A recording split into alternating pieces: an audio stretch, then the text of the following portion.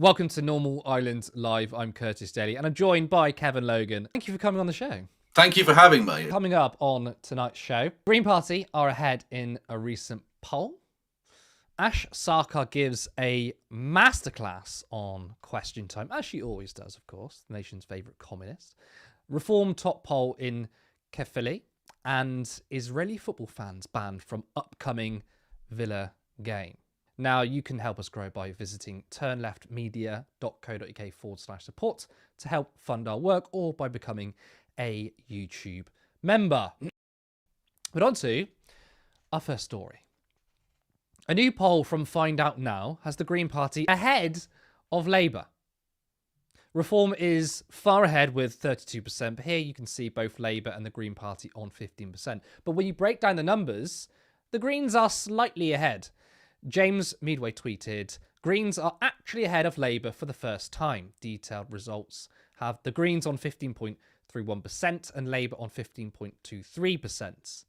Okay, it's a statistical tie, but technically, right, they do have, they are polling above Labour, but whether you consider the Greens ahead or tied with Labour, the story here is that Labour are continuing to lose support, whilst Zach Polanski's Greens are going from strength to strength.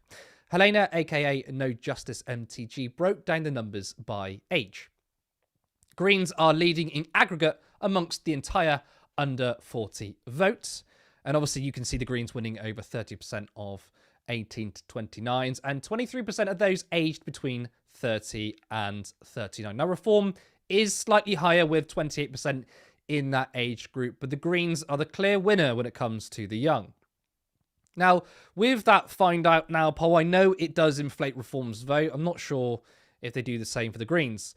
Kevin, for a long time, the role of the Green Party was to win, I don't know, maybe between 20 and 50 seats and to potentially push Labour and the Overton window to the left. But is it now possible that they could replace Labour before the next election?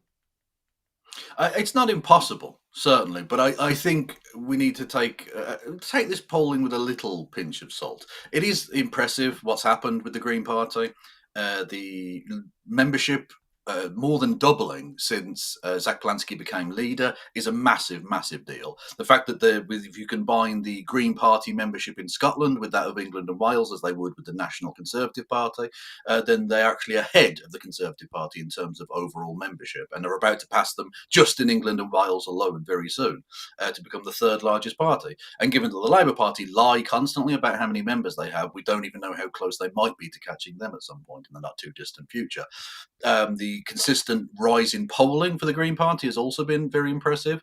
And I think Zach Polanski and his team, and indeed the kind of broader leadership of that party, have a lot of should deserve a lot of kudos for that. I think some of the messaging that's been put out there, the party political broadcast was fantastic that they did, and also a video they did yesterday where he reads through a Benjamin Zephaniah quote, a Benjamin Zephaniah poem, I should say, whilst going around and actually talking to the people of Handsworth in Birmingham, not just going there and calling it a slum and being racist about it, like some other national politicians have done in the not too distant future, distant past, I should say. Yes.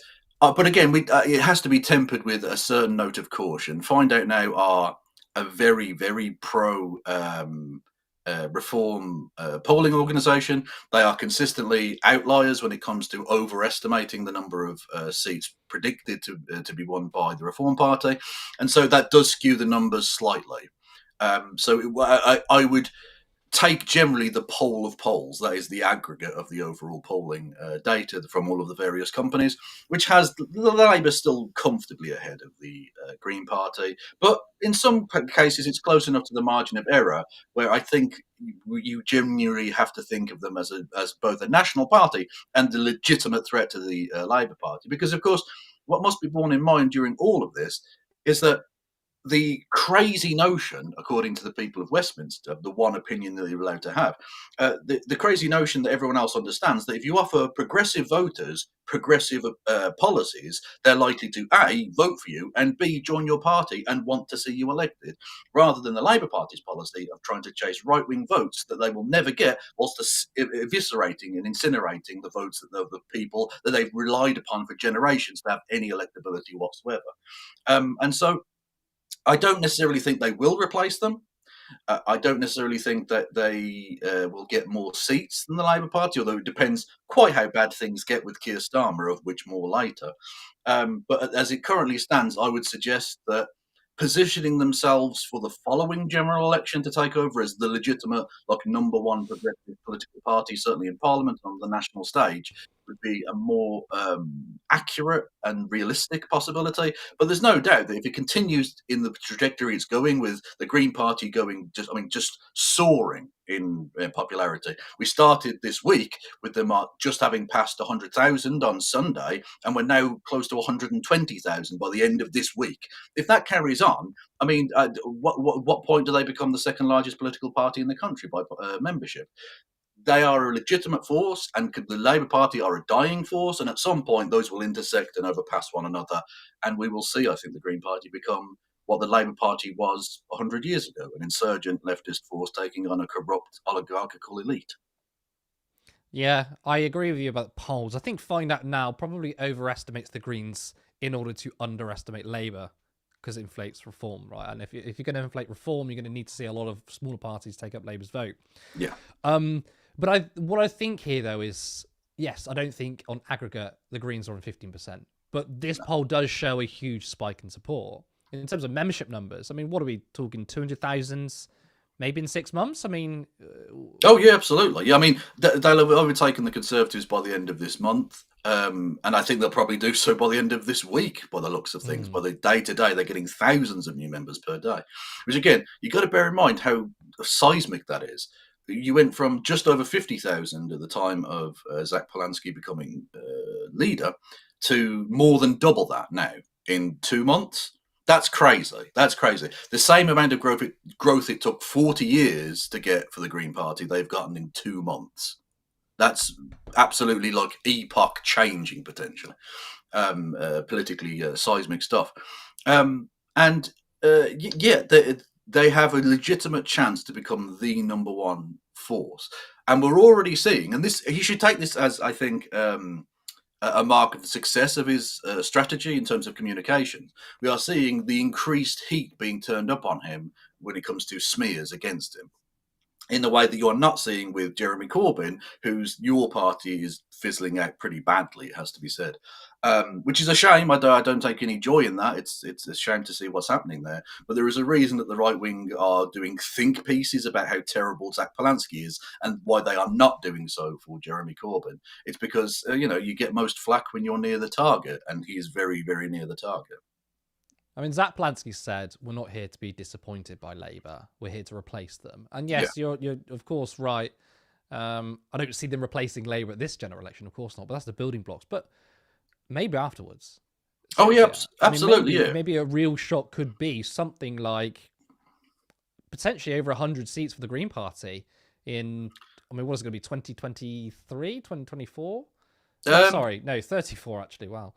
Well, depending on if there's early elections. If there's early elections, of course, yeah. Assuming it goes to a 5-year parliament, that's the year it would be, yeah.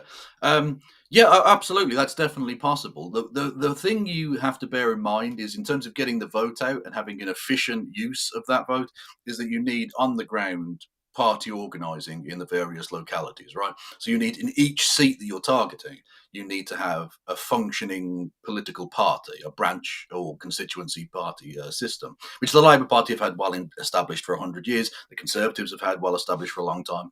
And I think one of the things that will hold back both the Green Party and the Reform Party in the upcoming elections is that they don't have that well-established, well-rooted local party system in order to actually get the vote out. Because it's easy saying that the National Party has this huge swing on things, which is definitely true. If a leadership is good, it can win people elections around the country.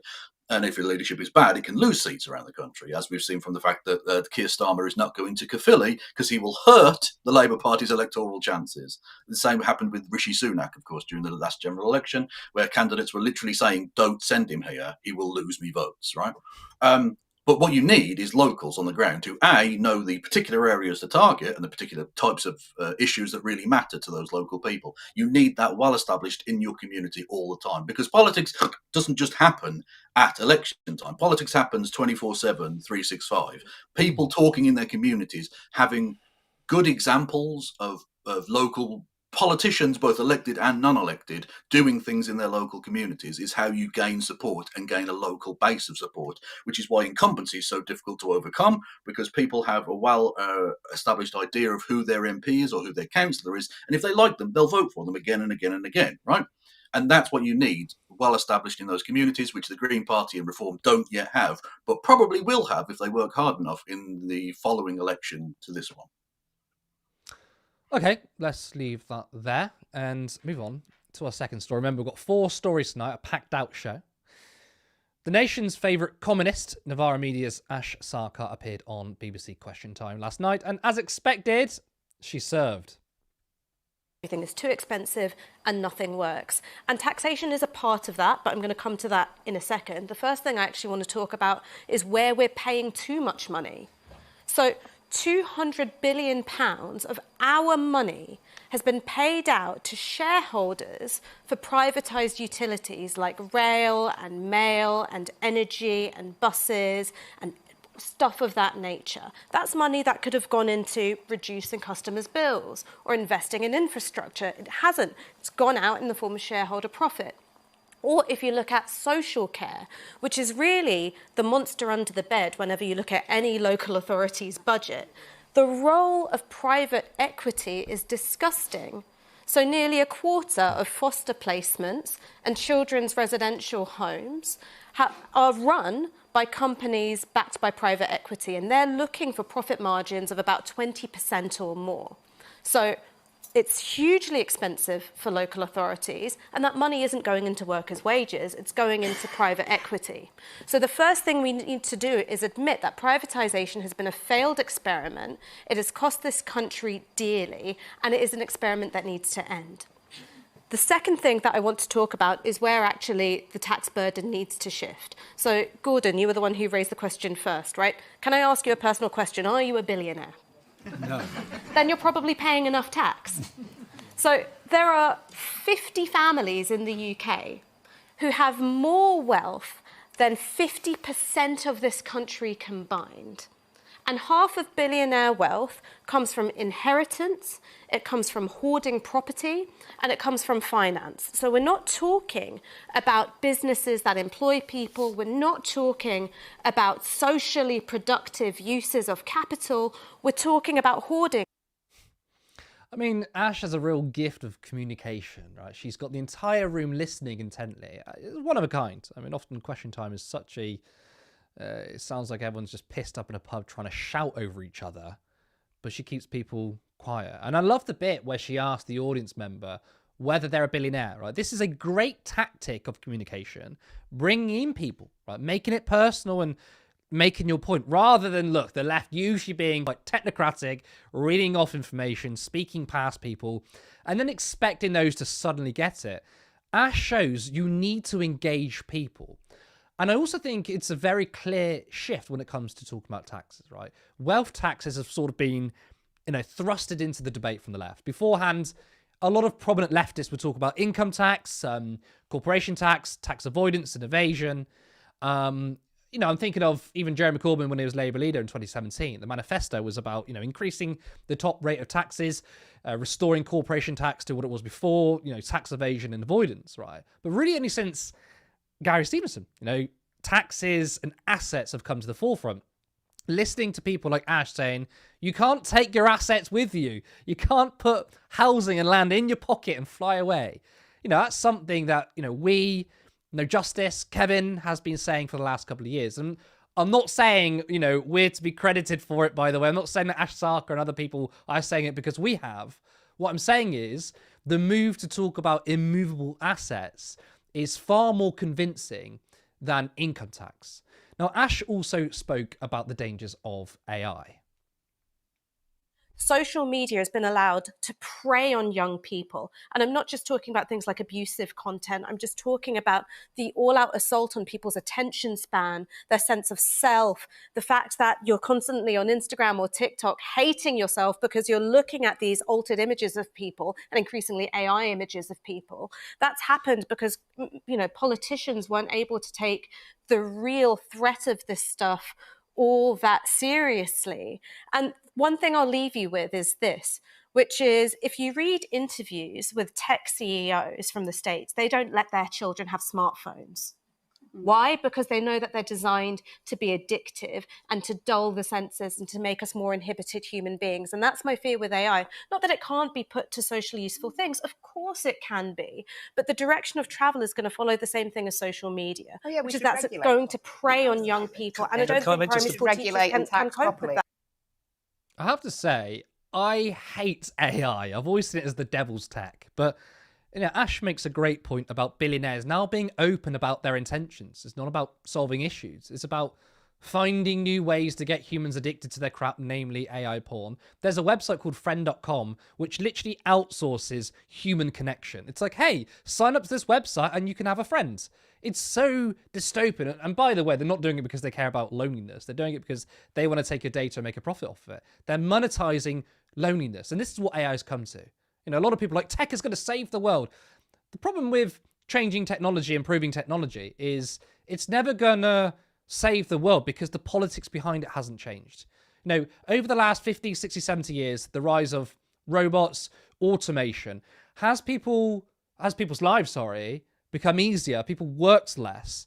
No, it hasn't, in fact, because the politics that underpins it all of capitalism hasn't changed. We should be working less. We should have more leisure time with the rise of technology, but it's not happening. And you can see why, under capitalism and under this sort of oligarchical system, the rise of AI hasn't served humanity. You're literally watching, people, AI fake actors, which are women, by the way, which is, I think, very creepy. And, Sam Altman talking about AI porn. It's ludicrous stuff. Kevin, I want to get your reaction to Ash's effective communication, and then I want you to sort of talk about what she said about AI. She's a superb communicator. As you pointed out, she's fantastic rhetorically. That question about are you a billionaire? Personalize the story.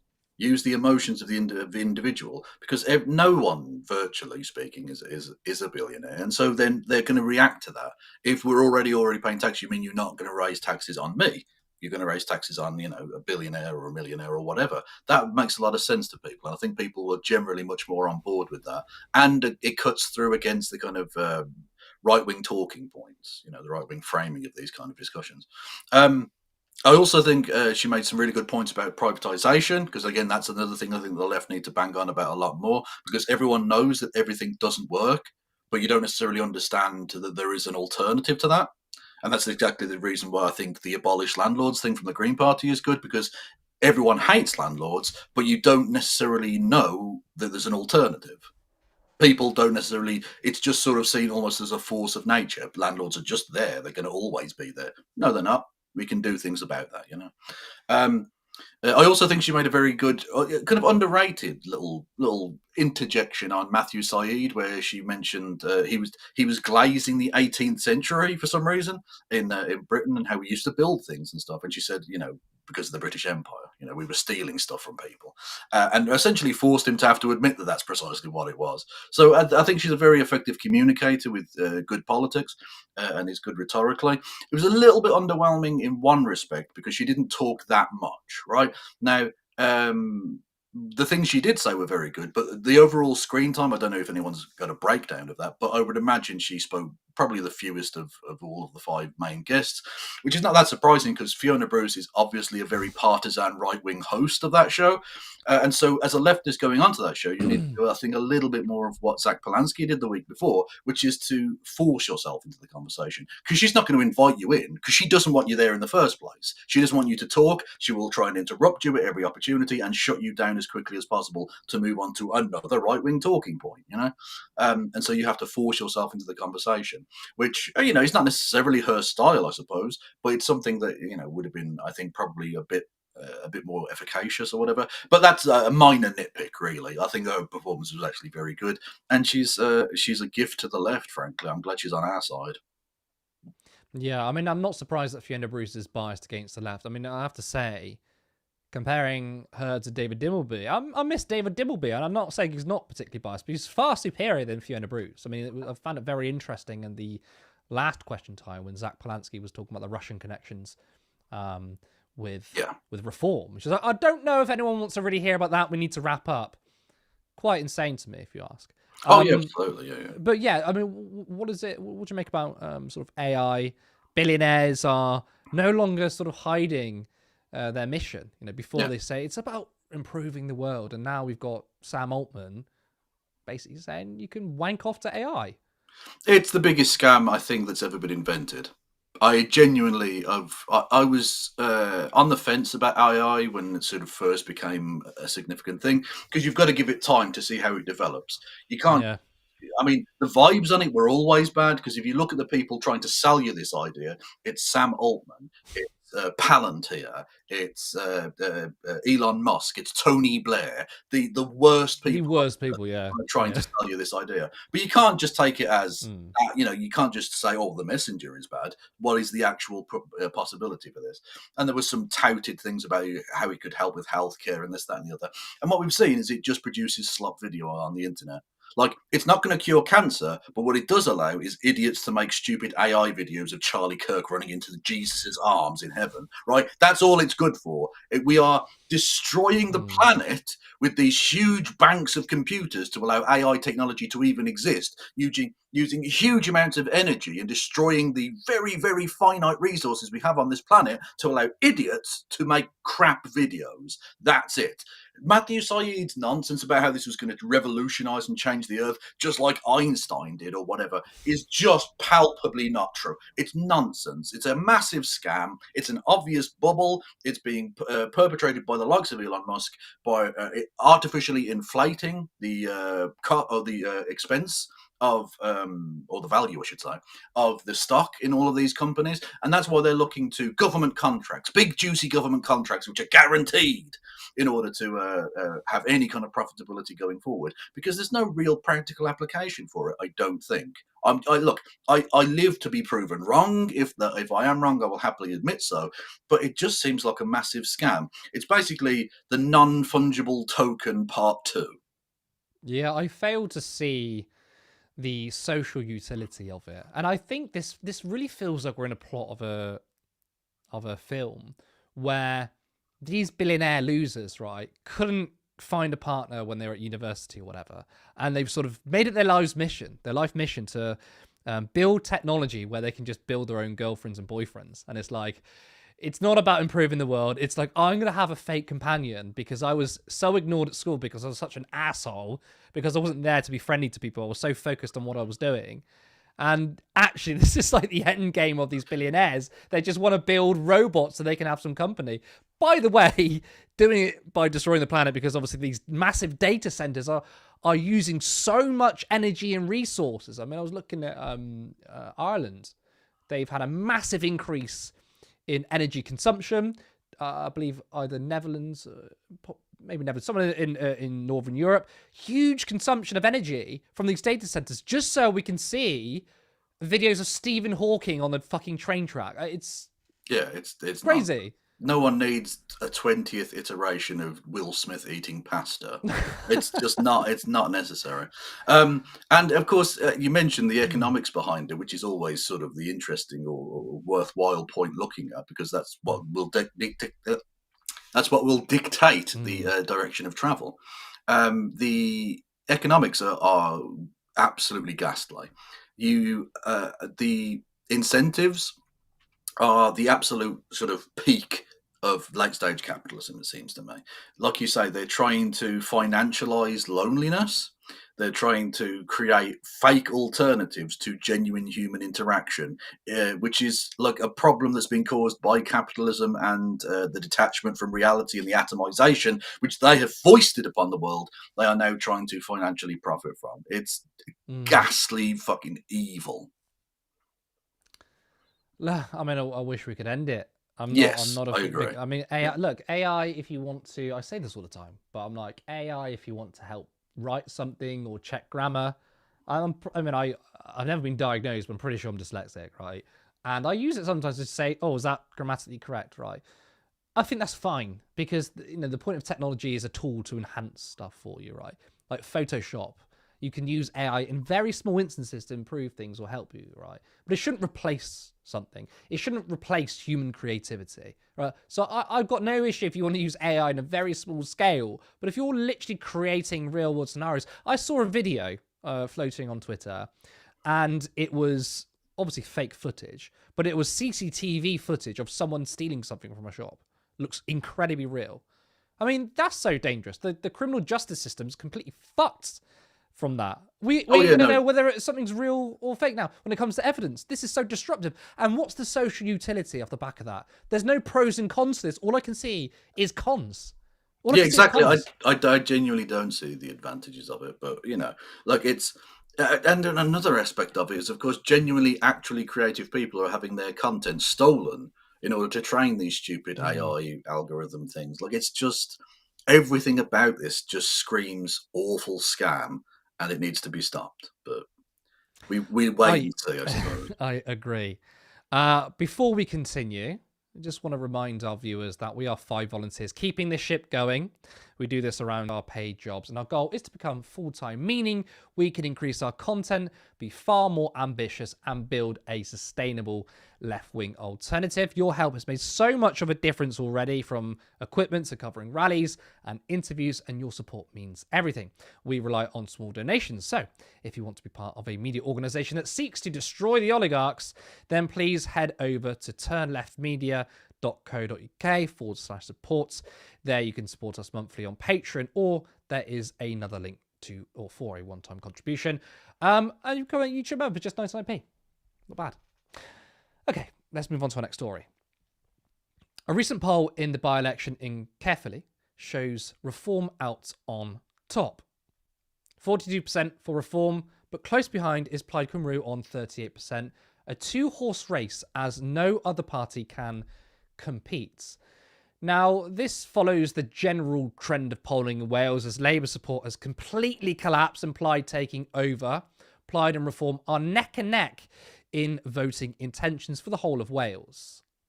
Now, this latest poll from YouGov has Plaid on 30% and Reform just behind on 29%. Now, since the Welsh Assembly was introduced in 1999, Labour have always won. They're now a distant third on 14%.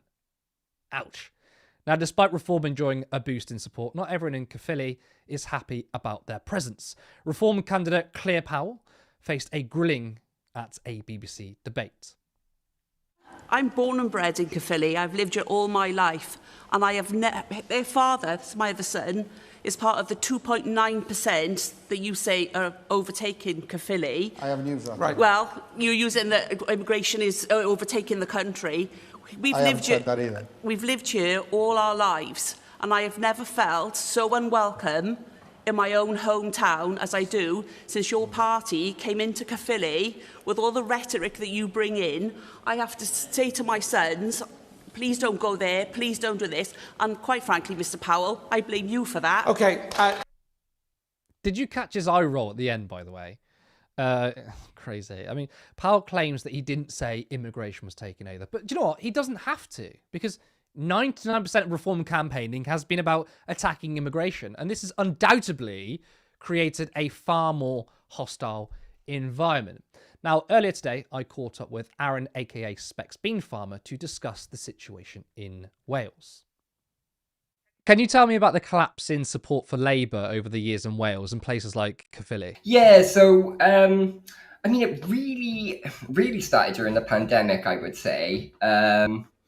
They sort of started losing ground then, mostly because of the growth of the independence movement, but also, I think, just because of the abject failures, really. I mean, the area, I live in Caerphilly County Council, and like near me, we've got Blackwood Miners Institute, we've got Kevin Forest swimming baths. They're both set to close. We've got 5 or 6 libraries set to close. There could be more. There's a local museum that's also run by the council that's about to close. So it's just the collapse in services really that's driving it.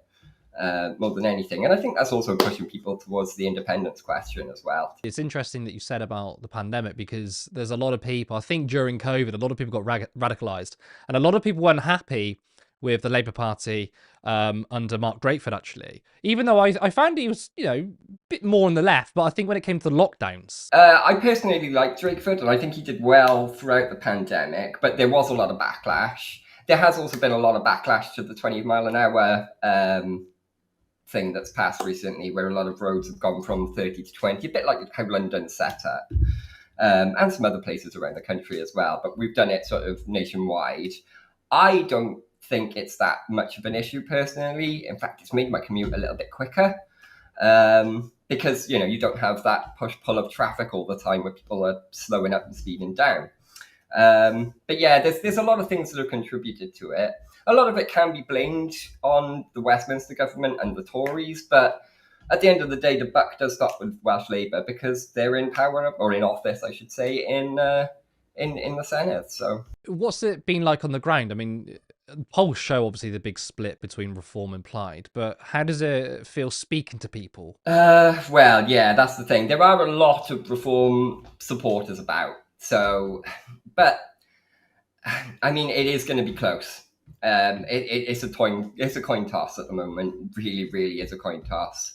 I'm hoping that I'm not sure if you're aware of the debate that happened on the BBC on Wednesday, but Leah's performance there was terrible. I think, and that focus on migration has really caused some division, especially in Caerphilly. It's kind of odd though, isn't it? Because the Senedd doesn't have control over migration, yet that seems to be a big talking point when it comes to Welsh politics. It does, and I think that's because of the Nation of Sanctuary. So there's a policy that was passed by it was unanimously voted on. Everybody supported it at the time during the kickoff of the Ukraine war, and it also encompassed the Hong Kongers and all those sorts of folks. But basically, it was extra funding provided by the Welsh government. I think it's about 10 million. It's not an awful lot of money, but it supplies job training, English language, Welsh language, that sort of stuff, just for people that have moved here. So, yeah, but Reform are playing that up. I want to ask you about Plaid Cymru. I mean, they've had a real big boost. Why do you think they've had a huge boost in their support? Is it mostly down to the collapse of Labour? Yeah, well, there's that. They've also actually got quite a progressive message as well. And, I mean, Wales is quite a progressive country. So, yeah, that, and again, the independence question is that's gone up to 35% recently. So that's been quite popular. I think Plaid are saying the right things. Plaid Cymru are saying the right things, but we'll see how they do. The major issue, though, is they have propped up Labour governments in the past, and Reform are using that. So do you think, then, the main issues for people in Wales, part of it is obviously immigration, and that gives them the thrust for Reform, but do you think the other side, shall we say, is independence, and that's where the main support is coming from Plaid? Well, I don't think it's totally that, but I think that is a component. That being said, I mean, Plaid have outright said they're not going to try for an independence referendum this term, so that's off the table. But I do think it's more their progressive economic stance. You've got to remember Wales is quite rural as well, and their farming policy is pretty good. And yeah, I mean, it's a very similar situation to the SNP in Scotland in the 2010s, I guess. Zach Lansky has reaffirmed the Green Party's policy, which is to, well, I mean, he said, I support independence for both Scotland and Wales. So have you heard on the ground, maybe the message hasn't travelled that far, but have you heard from people in Wales in response to what Zach has been saying on independence? Everyone's a little bit disappointed with the Green Party in Caerphilly at the moment because they haven't dropped out. Now, Zach has talked a big game about being you know, there being red lines in his politics, and one of those is getting Reform elected. He's kind of not living up to that at the moment, sadly. And I say that as a Green Party member. So I'm a little bit disappointed there on that front. Now, they're only polling at about 2%. So, but it's still so close that 2% could make all the difference. Now, I'm happy that the Greens have come out and supported independence. That has been their policy since, well, at least the pandemic. So, yeah. I mean, the problem the Greens have is, A, their candidate in Caerphilly didn't do fantastically in the debate, and B, they're not really a force in Wales at the moment. They may do better in Cardiff and Newport, but up in the valleys, they're non-existent. During the last general election, I couldn't even get hold of them. Yeah, I mean, they're polling quite badly considering they're doing quite well nationally, 2%. Why is it, do you think, that the Greens aren't particularly doing that well? Is it mostly because people think the progressive option is Plaid, or is there more to it? Well, I think it's that, and it's the Green Party's funding. They don't have the funding to run the race everywhere. So, and especially for the Senedd election, I think they want to focus their attention on Cardiff. I think it's Cardiff West or Cardiff South. I can't remember the constituency exactly. But yeah, so I think they want to just focus their efforts there. That was Aaron giving me their views on the ground. Kevin, what do you make of Reform being the favourite in Caerphilly, and both theirs implies increased support in Wales? Again, as with the previous poll, you've got to take it with a pinch of salt because they're not an exact science necessarily. It's going to be very tight one way or the other. And as you pointed out there, Aaron, I thought he summed it up very well, actually. It would be good, I think, if the Green Party did drop out. And more importantly, I think, because of the percentages involved, the Labour Party. If we are to believe Keir Starmer that he's going to lead the progressive charge against reform or to try and stop reform, he could withdraw his candidate and tell Labour voters to vote for Plaid Cymru, not on the understanding that he supports independence, because of course that's not the Labour Party's position and presumably never will be, but on the understanding that on this one particular occasion it's to stop reform. And I think that's something that needs to be put forward, okay? Because the Labour Party cannot win here. They used to be able to win here in a landslide because the Labour Party have been running Wales, for the most part, for the vast majority of Wales' electoral history in recent decades. But there's a reason that Keir Starmer won't do that, is because he'd rather the left just lose. He doesn't care whether Reform are elected or not, frankly. He'd rather Plaid Cymru lose than to allow Reform to just stroll in there, basically. Even though the majority of people clearly will vote for either the Green Party or Plaid Cymru or the Labour Party because of the traditional leftist views of Labour Party in places like Wales. And so you will end up with 50+% of the population voting for some kind of left or left of centre politics and the Reform Party winning, potentially. Again, it's going to be very tight one way or the other. It's a very small place, you've got to bear in mind. I think a population of just over 40,000. And so you're going to end up with, a few hundred votes one way or the other deciding who wins here. And the progressive forces could join some semblance of force and say the Plaid Cymru need to win this. We need to stop reform from momentum, especially in places like Wales. But they won't do that. Of course, they won't do that. But it's genuinely worrying and sad to see, because look, as Aaron said, it's a progressive place, Wales. Its politics are to the left of Westminster, and yet it might end up electing a weird little fascist thumb man to Parliament, which would be a deep shame.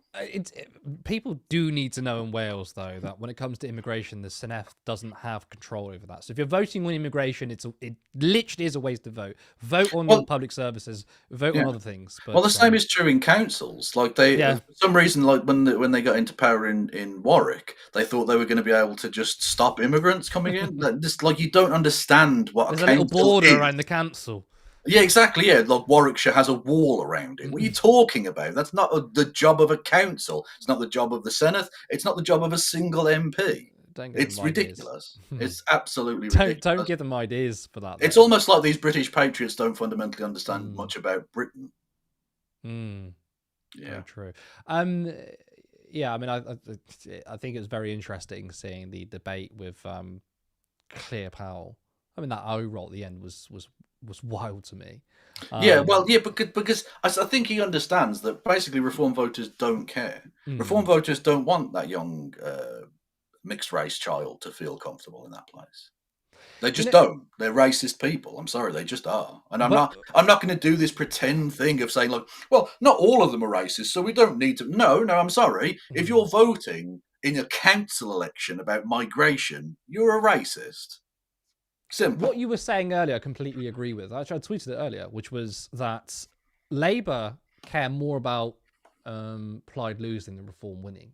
No, they would rather see Reform win than Plaid win. Absolutely. The Labour Party now is hardwired to say, okay, maybe these guys on the right are our enemies, sort of, but those on the left, they're our bigger enemies. So they definitely want to see that. But let's move on to our final story. Probably our biggest story, and quite insane, actually. Fans of Israeli football team Maccabi Tel Aviv have been banned from attending next month's Europa League game against Aston Villa in Birmingham over safety concerns. Safety Advisory Group told Aston Villa no travelling fans will be permitted at Villa Park for match with Maccabi Tel Aviv on November 6th. The Safety Advisory Group informed Aston Villa that no travelling supporters will be permitted at Villa Park after it was classified as a high-risk event. Now, this has sparked a whirlwind of political discourse and a media frenzy of false accusations of anti-Semitism.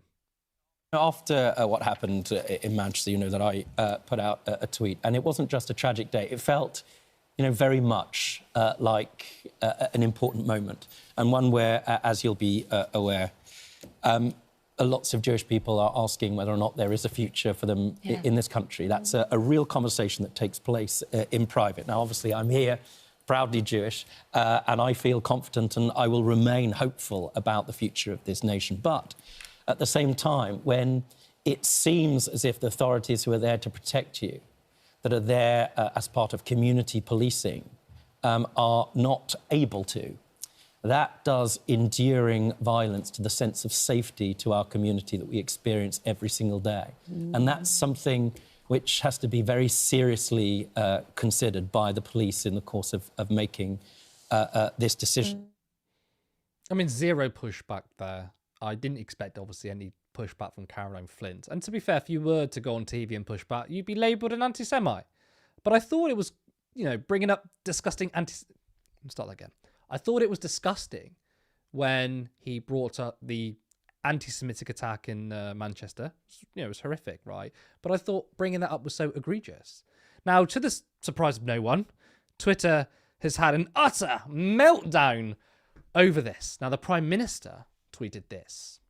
"This is the wrong decision. We will not tolerate anti-Semitism on our streets. The role of the police is to ensure all football fans can enjoy the game without fear or violence or intimidation." Rupert Lowe also tweeted. He said, "We shouldn't be banning groups of football fans from Britain because Muslims might get offended." I found that one very ironic because I thought Lowe was a nationalist. So surely he would support protecting British Muslims against foreign hooligans. Of course, it's not nationalism though for him, it's ethno-nationalism. I think we really, really understand that. But there's more. David Collier, supposed journalist, but he exists purely to provide propaganda for Israel. He said, police in Birmingham could not guarantee that local Islamic thugs would not attack visiting Jewish football fans. So they banned the Jewish fans from going. This is unacceptable capitulation and cowardice. We should have escorted the Jewish fans with the army if need be. We're going to get into that, but I just think it's fucking wild. We live in a different universe to these people. Now, many have attacked Birmingham Independent MP Ayub Khan as he initially called for the ban. I welcome the news that Maccabi Tel Aviv fans will not be permitted to watch the match at Aston Villa. Well done to all those that signed our petition. And my God, it was met with fury. Ayub thinks that Jews should be banned from football matches. He is an unintegrated, racist anti-Semite. A Tory MP is saying this, by the way. He's unintegrated. This is an acid test for the government. After all they said these past weeks, are Jews safe and welcome in Britain? Ian Daly, he took to Twitter and he said, want to know what an anti-Semitic racist CUNT looks like? Below, right? I mean, I think it's really ironic that Ian Daly is calling someone else a CUNT. Projection. This next tweet. Ayub was born in Pakistan rather than block soccer fans from coming to the UK. How about the UK sends him back to Pakistan? That's straight up racist now. But this next one is so incredible from Michael Gove. Comedian Tez Ilyas says, isn't conflating Jews with Israel anti-Semitic? Michael Gove simply responds by saying, nope. So, look, it's literally anti-Semitic to conflate Jewish people with Israel. But Michael Gove is downplaying anti-Semitism when it suits him. And guess what? No one in the media or politician will call out his anti-Semitism. Now, look, those were just a couple of examples. There was a hell of a lot more, but when writing this script and show, it was giving me a fucking headache trying to go through his tweets because it was just sending me insane. But you know, there's plenty more, as you can imagine. You can search up for yourself if you want to laugh. But the conflation of all Jewish people with Israel and now a football team is going to have its own chapter in history. So, why were the fans of Maccabi Tel Aviv banned? Is Aston Villa anti-Semitic? No, it's because those fans are violent hooligans. West Midlands police said they partly based their decision about next month's match on what happened last year when violent clashes between pro-Palestinian demonstrators and Israeli fans erupted around the UEFA Europa League football match between Dutch club Ajax and Maccabi Tel Aviv. Maccabi fans were also filmed at the time tearing a Palestinian flag off a building in Amsterdam, setting another on fire and chanting anti-Arab slogans on their way to the stadium. Now, chanting anti-Arab slogans is putting it mildly. They were calling for the death of them.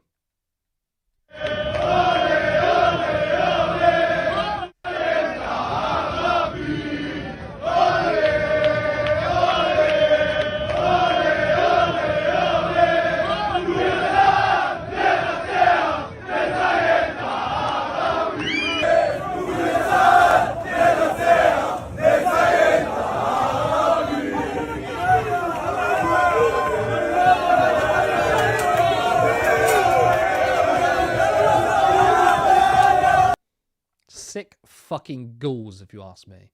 Now, Sky News did a report on the violent acts of those fans, and the clip was subsequently deleted by Sky. Violence in Amsterdam left at least 5 people injured and dozens have been arrested.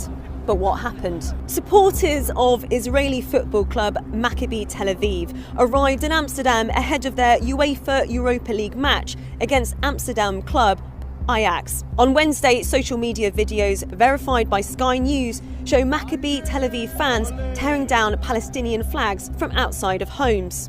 Other social media videos appeared to show residents chasing Maccabi Tel Aviv fans. On Thursday, just before the game, crowds of Maccabi fans were filmed singing racist and anti-Arab songs. While a pro-Palestinian demonstration had been banned by the mayor over fears there would be clashes. Later that evening during the match, Israeli supporters appeared to disrupt the minute silence for Valencia flood victims with chants, whistles and fireworks. Maccabi fans were seen attacking locals as a police car can be seen driving by. People with Palestinian flags were seen marching on the streets. Maccabi supporters say they were beaten and attacked on the streets of the Dutch capital, with videos showing some of the violence. Say free Palestine and we go. Good. Sky News could not independently verify all of the footage shown. Police arrested 62 people. 5 were taken to hospital, but have since been discharged. Israeli far-right ultras are notorious for their racism and physical violence. Dutch, Israeli and British leaders denounced the attacks as anti-Semitic and even referred to it as a pogrom. But their statements failed to mention the assaults by the Israeli hooligans against Dutch citizens. As I said, right, that video from Sky was deleted. Very lucky that someone downloaded it. And it's not the only thing that was deleted. There's so much security footage that was deleted too. So when someone says, oh, there weren't many arrests, it's because they couldn't carry on with the investigation into the hooligans from Tel Aviv in Amsterdam because the security footage was deleted.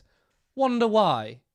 And by the way, because, look, we covered that segment on our show last time, right? Anyone calling that a pogrom is, one, fucking sick, and two, spits on the graves of those in World War II, Nazi Germany, who faced real pogroms. But a bunch of pissed up hooligans, I don't know if they're drunk, but a bunch of hooligans chanting death to Arabs, ripping down Palestinian flags. And yeah, someone's going to get mad and probably punch them back. Pogroms? Insane. Now look, there is precedent for this. Football fans have been banned many times when there's an issue of safety being a concern. So the Ministry of the Interior in Rome suspended the Schengen Agreement for 2 days to prevent Frankfurt hooligans from getting into the country, right? So Italy changed their border policy. They literally changed their border policy for football hooligans. But, you know, are they going to say it's anti-German? No. So what about England fans? So yeah, back in 2024 during the Euros, thousands of England fans were banned due to hooliganism. So what? You know, is this racist? Is this anti-English? You know, hooliganism, is fine when it's Israel. But when you apply the same treatment to one of their football teams, the anti-Semitism alarm bell sounds. Now, it turns out that Starmer and those whining on Twitter are out of step with the people. So this poll here, you can see that Britons support banning Maccabi Tel Aviv fans from attending next month's Aston Villa match. 42% support and 28% oppose. You've got Keir Starmer, who's basically ultimate cop. He's like the boss level of cop. And he's going against the police when it comes to this. And he's still out of step with the public. But unlike this government and many cheerleaders in the media, it's because people aren't big fans of genocide. Kevin, this must be one of the stupidest weaponizations of anti-Semitism. Yes, it really is. We live in bizarro land, frankly. We live in normal islands. We live on normal island. There you go. See, he's got the sales pitch down. I love it. Anyway, yes, as a football fan and a Brummy, albeit very much not a fan of Aston Villa, this story has driven me absolutely insane because it's such nonsense from beginning to end. Every aspect of this. Any person who has come out opposing this ban either doesn't know anything about football or is weaponizing this for false victimhood narrative, because this has got nothing to do with anti-Semitism. This is about Zionism, plain and simple. That's the framing we need to put on this, because that's the truth of the matter. As you pointed out, there is an ironclad consensus in Westminster that this is a terrible thing and this is awful and anti-Semitic, and it's basically like the Holocaust Mark II or some absurd, utter shite. And it's in complete opposition to the British public, 42% of which oppose this nonsense.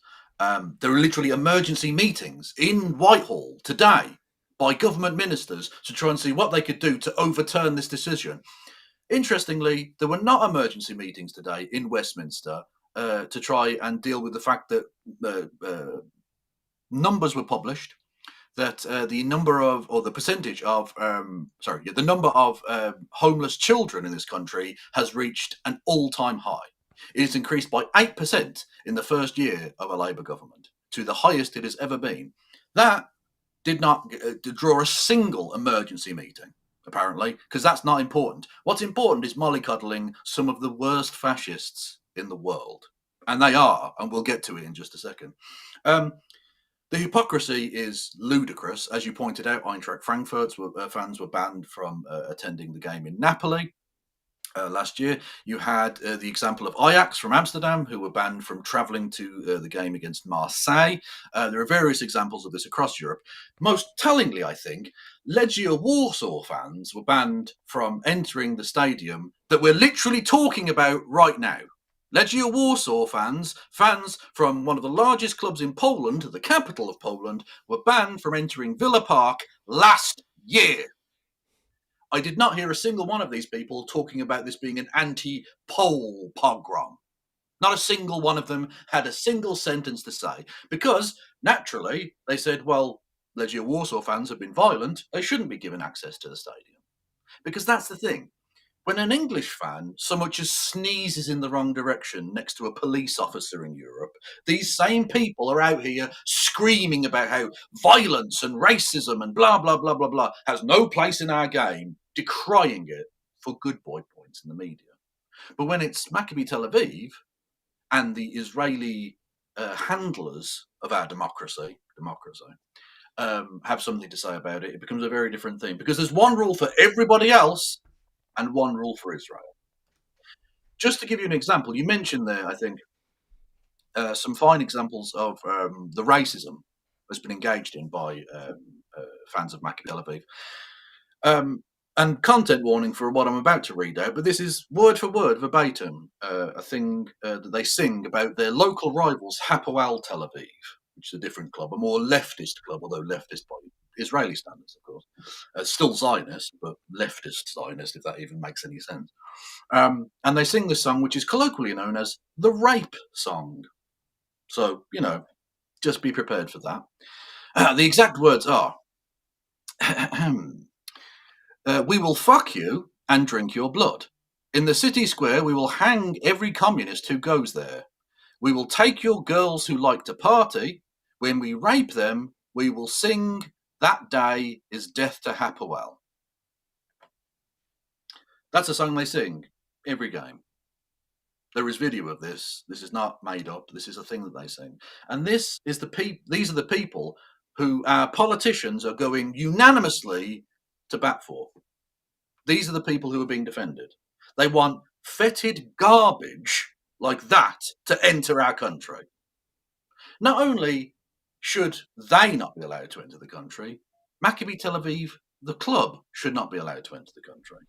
Israel should be banned by UEFA and FIFA from all competitions internationally, and all Israeli teams should be banned from continental competition as well, as was done with the Russian team after its invasion of Ukraine. But again, it's one rule for everybody else, one rule for Israel. And this is the wider point that I think needs bearing in mind here. We need a root and branch clean out of our so-called democracy, because we don't have a democracy. We have an Israelocracy. The Zionist entity, the genocidal, murderous entity known as Israel, owns our political class. They're all in absolute lockstep about allowing violent, racist lunatics carte blanche. Because this isn't about the people of Birmingham attacking Maccabi Tel Aviv fans. It's about the opposite. Because everywhere they go, whether it's Amsterdam last year or a very notorious example where they attacked Arab or Arab-looking people in an away game where they went to Athens. They were playing Olympiakos, I believe, in Athens, or Panathinaikos, one of the two teams. And they attacked people. They went essentially hunting for Arabs in Athens, physically assaulting them. When you turn up in people's cities, you rip down Palestine flags, you chant racist rubbish, you are violent towards the locals, they're going to react to that. These people, the Maccabi Tel Aviv fans, have a history of this. They are violent, racist lunatics, and they need to be stopped. This is clearly and obviously the correct and proper decision that's been made by West Midlands Police, an organisation I really have no time for whatsoever, West Midlands Police, but on this particular occasion you have to hand it to them, they've made the correct call. And the fact that a government that doesn't feel it necessary to intervene on operational matters when it suits them, are all of a sudden having emergency meetings in Whitehall to try and allow violent, racist lunatics the run of the second largest city in the nation.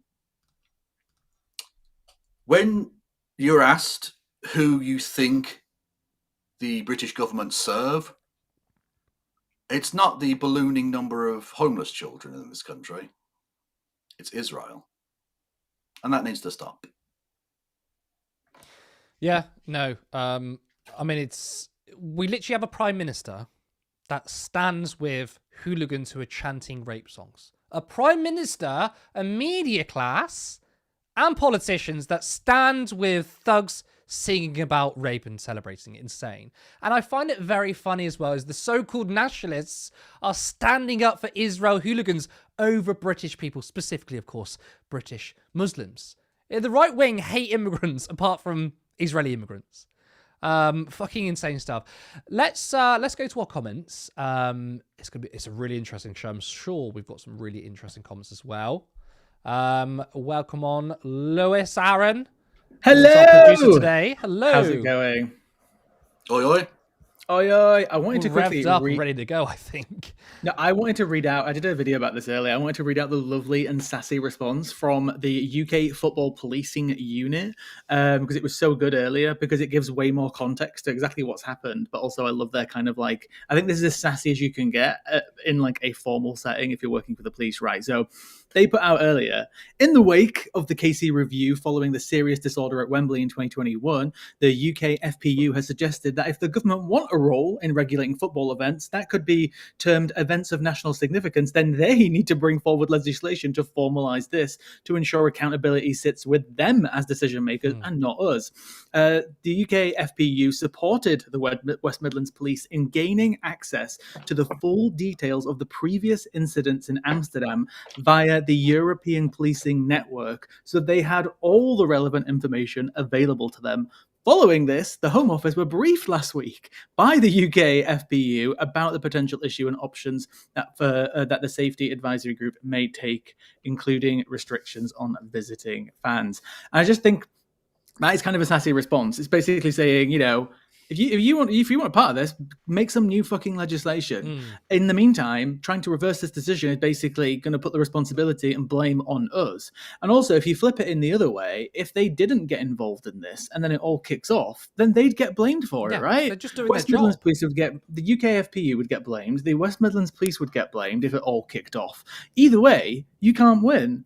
But I just kind of love that sassy response, and I thought it was really interesting that we have this. But to be fair, they may have informed the government last week that this was the case, but Keir Starmer was too busy being cocked by Trump in Cairo to bother. He doesn't read his shit. Jesus. Do you know what's He funny? didn't even get called Starmer. He got what was the Trump thing? He's like, Yeah, where he's is the UK? Where is the UK? And then they came, patted him on the head, and then turned his back on him. He had to slink back to his place. He thought he was going to speak, wasn't he? Honestly, he's got where's the biggest. UK? Where's the UK? Oh, I'm here, Mr. Trump. Oh, let me get on my knees for you. No, not needed, not needed. Go back to your place. Like, it's like they were in the room with us, Curtis. It was glorious. I mean, I see that RADA training has paid off. Love it. But you know what though? It's usually politicians will look at like polling, for example, and think, where's the mood at for voters? We're going to try and sort of lean into that. Like when it comes to immigration, you know, Labour can see reform gaining momentum, and they're like, oh, well, let's tack right on immigration because that's where people's at, right? Politicians do that all the time. The one thing they never do it though is on Israel, because they're not doing it to try and win votes from the people, because as you can see, poll after poll shows that people will side with Palestine over Israel. It's one of those rare things where a politician will happily outright reject popular opinion, because at the end of the day, Israel has a very strong lobby over here. And they're based like, you better fucking do what we want. You better follow the Washington foreign policy line. And they won't deviate from that. Many other things, they'll be like, oh, this is where the wind's blowing. I'm going to go that way. When it comes to Israel, 90% of people could be like, fuck Israel. And you'll hear Keir Starmer like, no, it's anti-Semitism. The craziest thing about this is that if they manage to overturn this, this is going to turn into the biggest shit show ever, right? Because this has brought so much attention to this. If those fans are now allowed to come, you're going to have the, football hooligan Tommy people turn up. You're going to have the left turn up. You're going to have protesters turn up. You're going to have you just and it's going to be and it's going to be absolutely unpoliceable as well, because you got to bear in mind. This is not like the stadiums you get, like, for instance, when Italy played Israel in Italy this week, wasn't it? Earlier this week. They played in Udine, which is a city kind of isolated, and the stadium's on the edge of town, and they can kind of essentially shut it off and completely control the situation.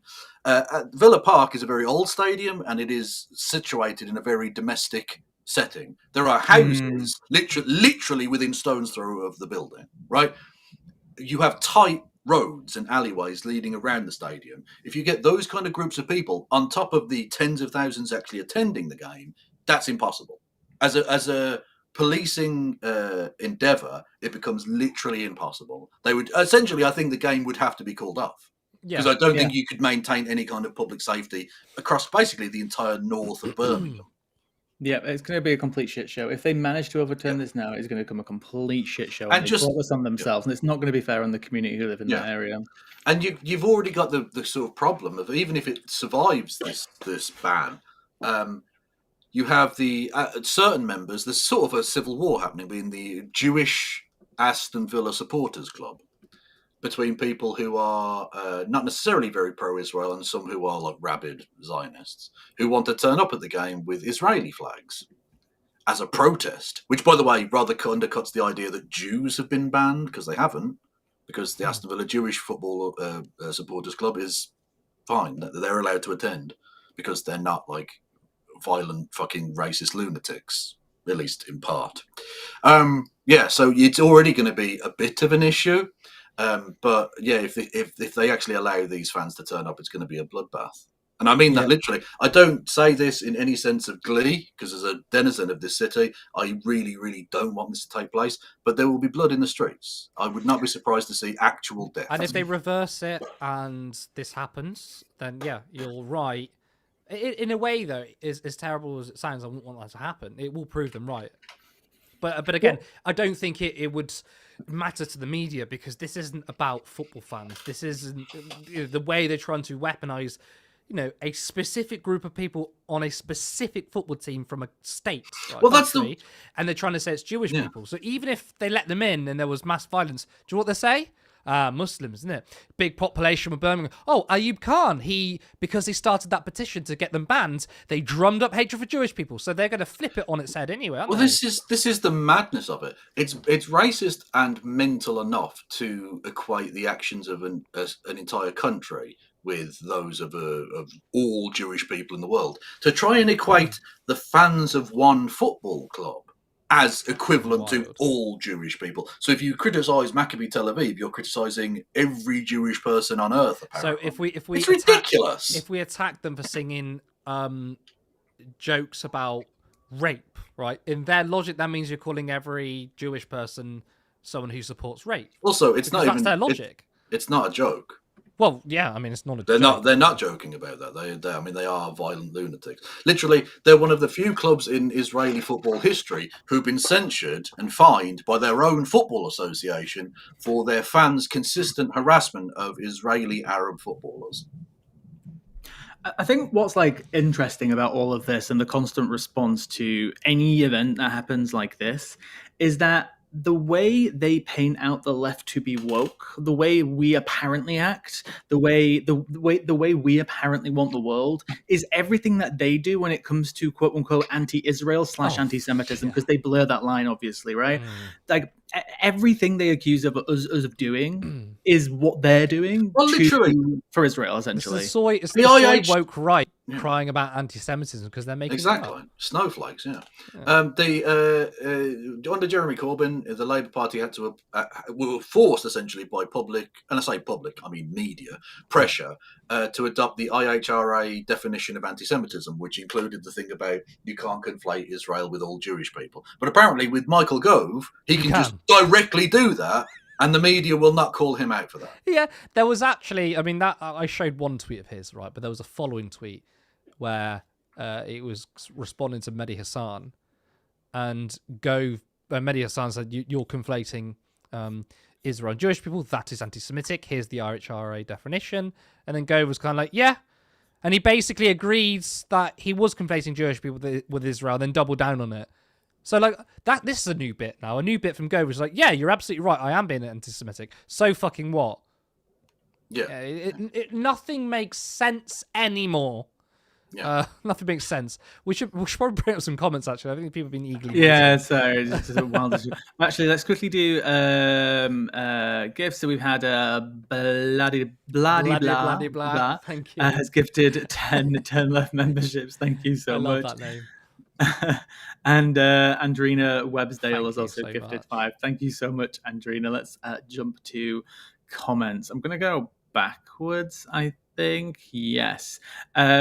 Let's step away for 1 second. Autumn asked, who does Kev support? Wolves. And then Ollie replied, apparently saying that you support Birmingham City. The mighty Birmingham City. There we go. We are blue, we are white, and the Villa are shite at a bowler. I'm surprised Birmingham can get 11 decent players together, though. Wasn't it? We got like 2. It's good. We're fine. 9 shit houses and 2 good players. It's all good. Oh well, you've got the amount of people to turn it to have a game, then I guess. Well, exactly. Yeah. No, we can field a team. It's just they don't play very good football. Yeah. Sorry. Go on. No, go on. Vicky Clee, but someone on Twitter said that any Israeli fan could go to his house to watch the footy, which was brave. They probably wouldn't leave. Vicky. To be fair, the Maccabi Tel Aviv fans were promised an away ticket allocation 5,000 years ago in the Bible. Seriously, imagine inviting them around your house. Sorry, this is mine now. Fuck off. Wait, what do you mean? No, this is my place now, and if you decry this, you're anti-Semitic. They're going to start building illegal settlements in the Holt End. I'm telling you.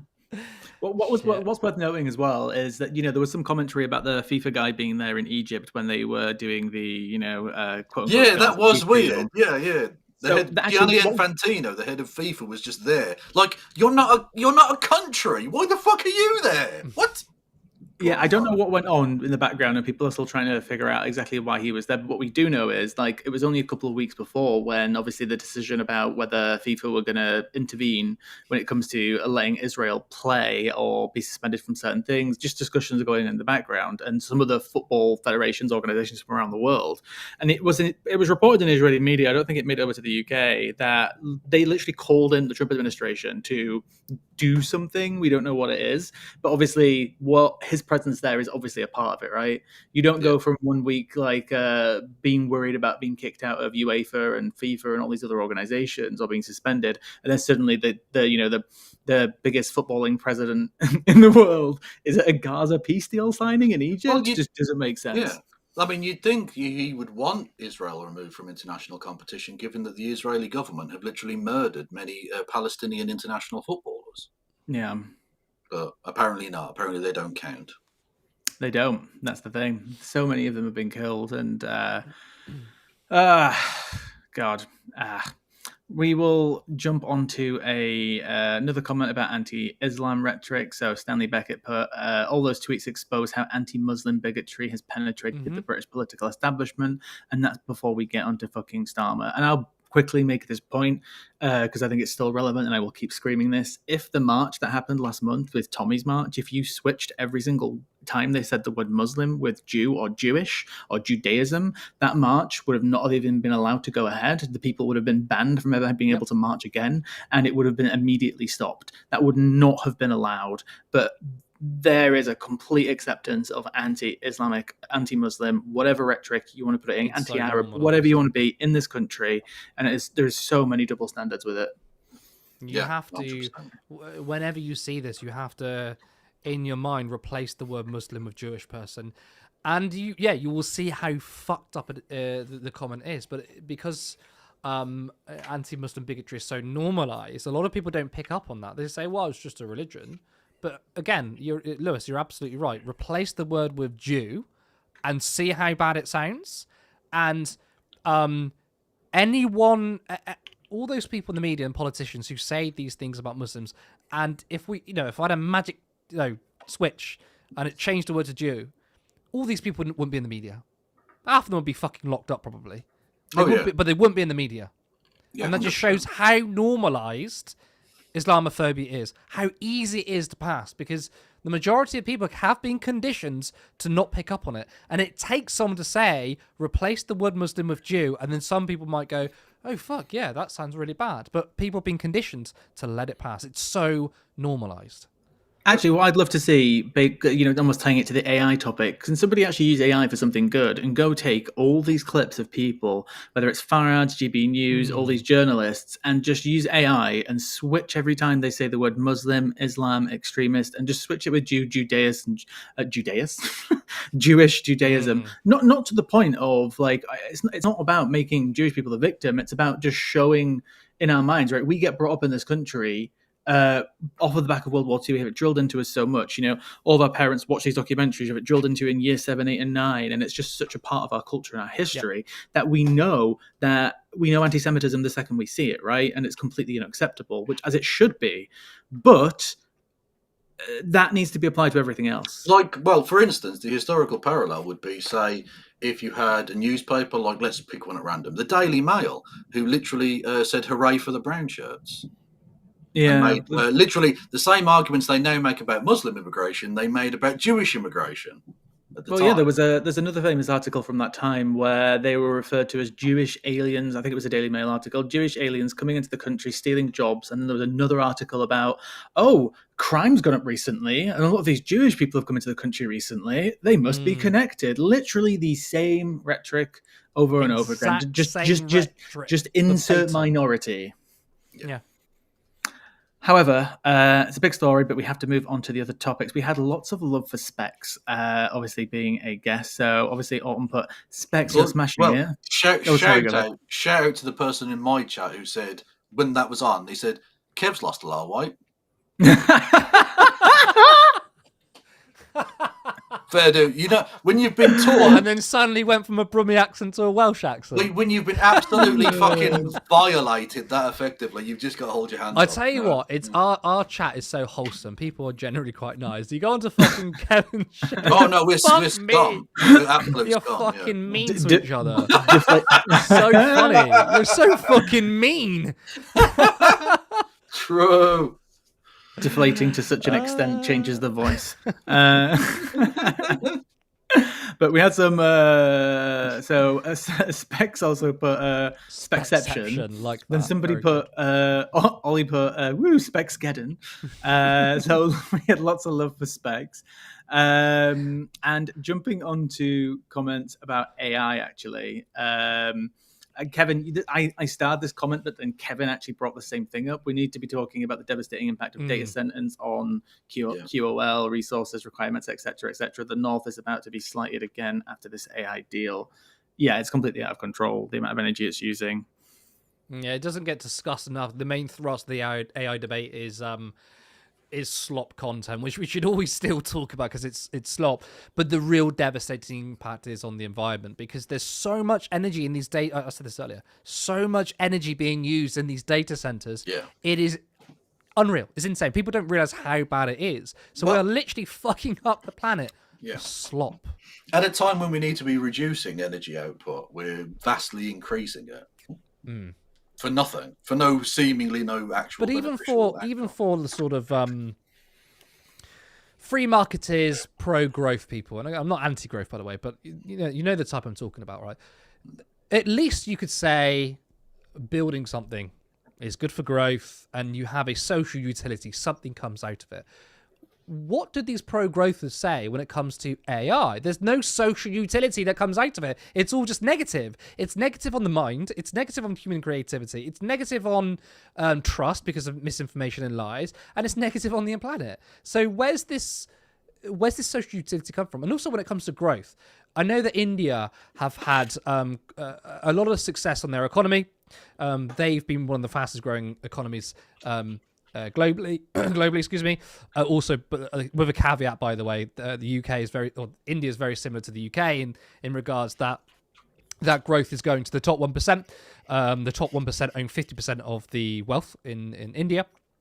But a lot of that growth also comes from AI. And I do wonder, how is that growth calculated? How does AI factor into growth numbers? Because that's something that really befuddles me. Because at the moment, AI is usually free. It's just created and shared. Whereas growth is usually based on transactions or value of a particular company. Well, it's I don't really know how it's calculated with AI. And in terms of real terms, how is it growing the economy? I mean, all I can think is that there's a significant amount of American investment money and Chinese investment money going into hiring all of the spare capacity that buildings have in India for use of data banks. That's literally, I mean, like Amazon, people forget this. Amazon don't make virtually any of their money, statistically speaking, from what we know Amazon for, like buying stuff on Amazon.com. The vast majority of their profits come from US government contracts where they hire out like aircraft hangars for vast banks of data for the US Army. Socialism for the rich. Yeah. Yeah. What's their other branch of company called? Amazon. What's it called? Like their data side. Amazon CIA. I don't know. I can't remember its name now. I've completely gone blank. Anyway, moving on to Blue Origin. No, that's the space company. No, I'm joking. Oh, right. I thought you were being fucking serious. Amazon Web Services. Oh, yeah. I just literally Googled it now. Amazon Web Services. Yeah, thank you. AWS.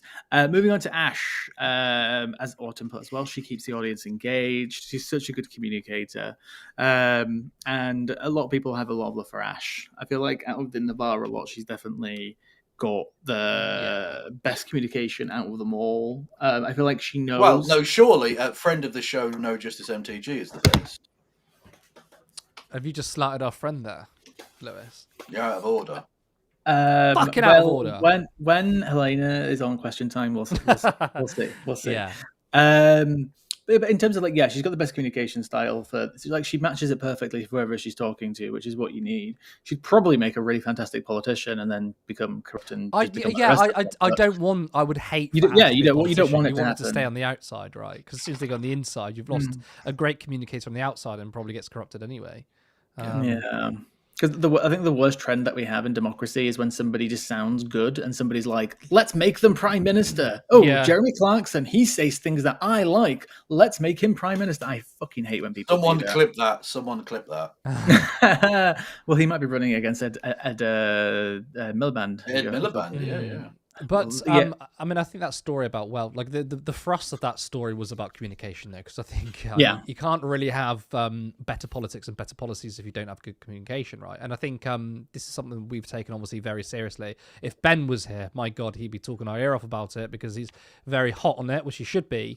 Which is because I read a book from Mehdi Hassan, How to Win a Debate. That's a very good book to read because it listen to it on audiobook actually because it gives you examples, right? And it's about sort of mixing the fact and the emotion together. You can have, doing one without the other is very problematic when winning people over. Because if you just go on emotion, which is basically the right-wing tactic. I mean, did anyone watch that Carol Malone versus Zach Polanski on the Jeremy Vine show? Insane stuff. She sounded crazy because she was just shouting and shouting and shouting, right? That doesn't win people over. But coming across as technocratic, well, actually, this data shows this, that also doesn't work because you look like a briefcase knob. You need both. Yeah. And I think Ash, and by the way, Ash Sarkar, she's also really cool. She's just cool as fuck. She combines the two. And I thought she was, I didn't watch the whole of Question Time. Obviously, you watched it. She didn't get much time to speak. But in the clip she did, I think they do very powerful for social media. Yeah, I thought she did well, yeah. Make her president. No. Moving on to the first story about Labour Greens. Michael just put, nothing Labour offer is attractive to young people, which is true. It's every time I see any of the Labour Party just defending their record so far, right? They always go to the free school meals, offering this, offering that, yada, yada, yada. And it just feels like they're offering what sounds like to most people like the basics, in the sense of like, this is what everybody should have anyway. This is not a revolutionary policy. It's good that some of the policies that Labour have done and they're working towards are objectively good policies, but they're not catching anybody's attention by it. They're not attracting anybody by it. It's just table. Yeah, exactly. There's nothing revolutionary. Tinkering around the edges. That's all they're doing. The thing is, though, you don't even need revolutionary. You just need. I mean, like you look at the Green Party manifesto and even the abolishing landlord stuff. This isn't radical stuff. I mean, the housing policy, which, by the way, is a fucking fantastic set of policies, right? It is basically the housing policy we had pre-Thatcher. Yeah. It is not. And are you going to say that 1960s, 70s Britain was radical? No. Of course, in today's standards in 2025, with the Overton window moving so far to the right and the current crop of shit that we've got is, media pundits in the commentariat, it is revolutionary and radical. So we don't even need Labour to be revolutionary or radical, but they have been so obsessed in giving like the smallest of crumbs that you could say, well, objectively, that's a good policy and it proves the country by like 0.1%. It's not good enough. It's not going to get headlines anyway. You need to make a big material difference. And like just basic social democracy is, I mean, again, I'm a socialist. I think we should have more radical policies than that. But basic social democracy, people like that. People like basic social democracy.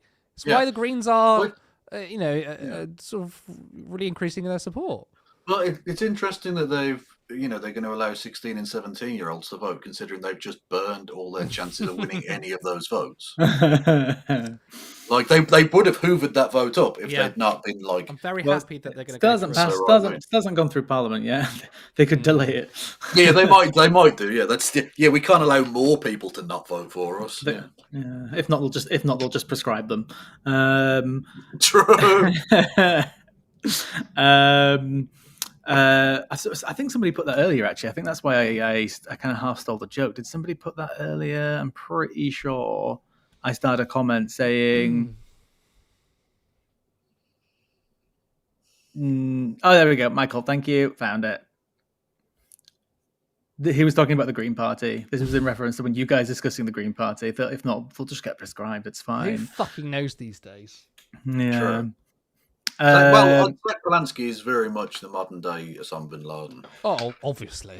I mean, it's uncanny. They even look alike. Fact. Osama bin... No, I was going to say Osama... No, never mind. I was going to make a bad joke about garden, like green, but it just lost. No, not going to work. Not going to work. Good. Graham message to Kev. Kevin insulted me last time I was on turn left, so I'm just going to sit here and gently troll him tonight, mods. Don't mind me. So, Kevin, you have enemies. Did I? When did I insult you? What? I vaguely remember you insulting one of our viewers, but I can't remember what you said. But Graham already hit back anyway and said Kev looks like the kind of guy who stopped voting Green when he found out Zach Polanski didn't actually do the boob hypnosis. Solid burn. I can't. There's no arguing with that. I do look like that. That is true. Yes. Okay, well, Graham. Very good. Very good from Graham. I enjoyed that. Graham, I mean, you want war, motherfucker? Let's dance. Let's go. I'm going to absolutely torture. I'm going to come up with a series of puns based upon the very little I know about you, and absolutely win this time. So be prepared. Be prepared. Right at the start of the show, Paul King put late, and then Specs put wouldn't be TL if it wasn't. Yeah, I wonder whose fault that was. Wasn't mine. No, it's fucking Graham, the prick. Yeah, it was Graham. By the way, just everyone was talking about at the beginning of the chat. Any comments on the breaking news that Prince Andrew has given up all of his royal titles, including the Duke of York? He still kept the title Prince, though, and he gets to still live in Windsor Castle. Does that then mean something's going to come out? Because obviously for a while, like, everyone just forgot about it, and they're like, oh, I guess paedophilia doesn't matter when you're a white royal. So now this has suddenly happened. Surely something else is going to come out, which is like, okay, he cannot get away with this. I think it's because of the book. Virginia Giuffre just what's the correct word? I can never say the word. Is it posthumously? Posthumously. No. It says posthumous is like how the word. I used to think it was posthumously. Yeah, posthumous. I can't say it. Anyway, yes, she's posthumously published a book which says like more details. Like I think I briefly saw information. It was like 3 different occasions that he sexually assaulted her and said that he was obsessed with power and just all this information that's come out. So I'm guessing that's what's triggered it, unless something else is going to come out. Because obviously, you mean he's a sweaty nonce after all? The thing we already all knew. Yeah, of course. The thing is that if his fucking ass ain't going to jail, I'm just not. Well, that's interested. the thing. Yeah, exactly. I don't give a fuck about him losing some titles. Yeah. Go to prison forever. That's the only thing that should be. That's the only news I will ever accept about Andrew. That and his inevitable death, because of course we all will die. That I will have any interest in. But I want the remainder of his life to be in fucking jail. Exactly. Yeah. Absolutely. Which won't happen.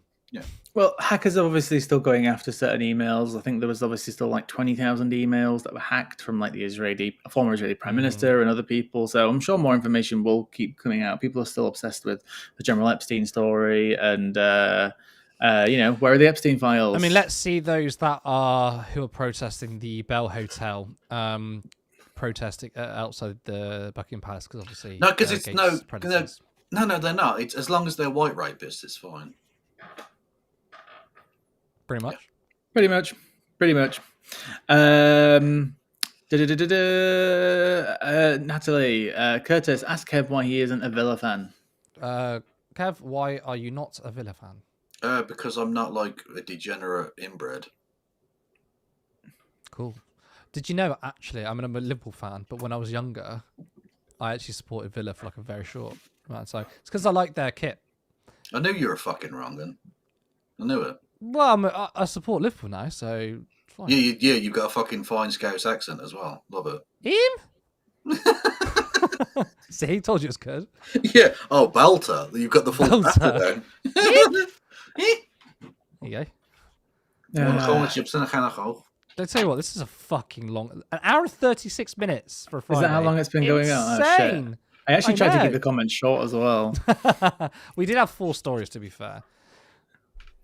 Yeah, to be fair, 4 stories is pretty good. Yeah, that is. We did get one last super chat from Rachel. I think this is going back to the Israeli topic. Do you believe that all parades deserve to exist? I think I've lost like the flow of the conversation. Yeah, now. I don't know what does that. All parades deserve to exist. It's obviously to do with the football hooligan story. Rachel, clarify so we can give you an answer. Sorry.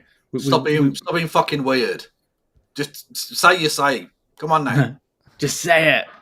But anyway, but yeah, it was a really good show. Let's see if Rachel's still here. I'm not sure if she's gone to bed.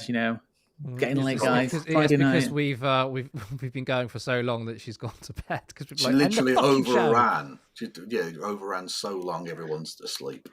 Just watching the comments to see if anything comes through. Good and old I tell you Rachel. what, doing a show with Kev on Friday is quite funny because it's getting to like 9:15. We're all going a bit, it's all getting a bit degenerate. Villa are the only team scummier than Leeds. Hey, I'm from Leeds. I live in Leeds. I don't give a shit about football. I don't give a fuck about the football team there, to be fair. That stadium in Leeds is an absolute eyesore. I thought it was old. Oh, there we go. This is genuinely true. For the film The Damned United, which was about Leeds United in the 1970s, when Michael Sheen played Clough.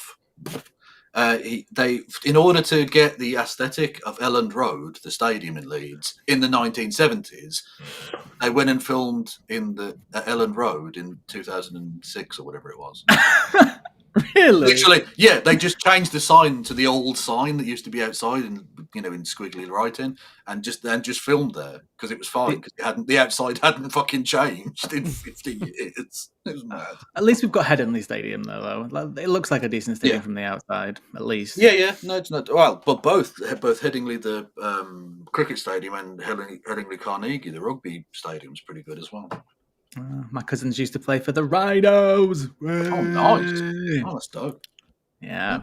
So Rachel clarified New York mayoral debate. I don't get it. Wait, someone bring up the previous questions. Do you believe? I'm sorry, Rachel, I don't get it. Well, for anyone who's listening, you can come and watch that debate with me. I'm going to watch it after this, and we'll find out what the fuck this person is talking about.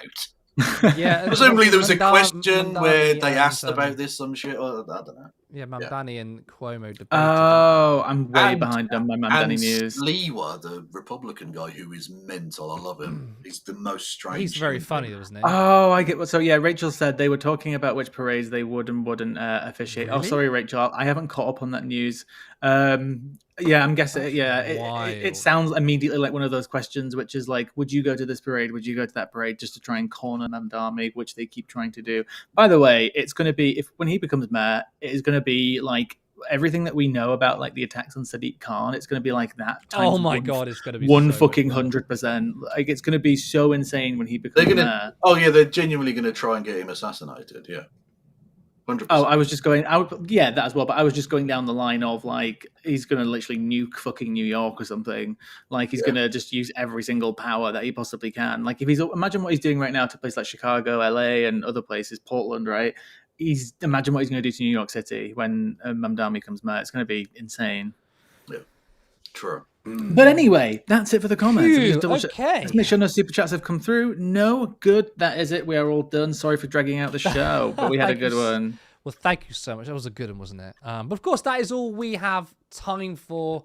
Thank you to our viewers who tuned in. Of course, thank you to Kevin for joining me tonight. It's been excellent. Jump scare. Yeah, sorry, I was preparing my next thing. Yes, bye. And thank you, of course, to our viewers who tuned in. Remember to like this stream, and if you're not a subscriber, then please hit that button. If you want us to grow, then you can head over to turnleftmedia.co.uk/supports. There is a link to our Patreon where you can support us monthly, or follow the other link to give us a one-time contribution. Alternatively, you can become a YouTube member for just 99p. Thank you so much, and we'll be back on Monday.